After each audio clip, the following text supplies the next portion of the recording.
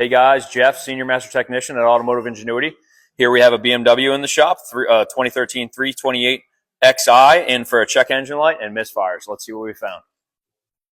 So after performing a diagnostic scan and test plans, we found that the vehicle had an issue with the valvetronic motor. And while we were in here inspecting it, when we took the valve cover off, we found something a little bit of a bigger issue, which was the timing chain guides were broken and the timing chain was loose. And now you can see we're doing the repair.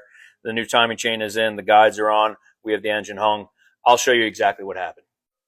The oil pan has to come off to replace the timing chain cassette in one of these vehicles. And as you can see, we got a bunch of timing chain guide pieces in here. So these guides get brittle, then the chain starts moving around, they break, and then your timing chain gets loose and can go out of time, causing catastrophic damage. If you have a European vehicle that's in need of service or repairs or even performance mods, give us a call here at Automotive Ingenuity. We'd love to take care of you and show what real service is all about.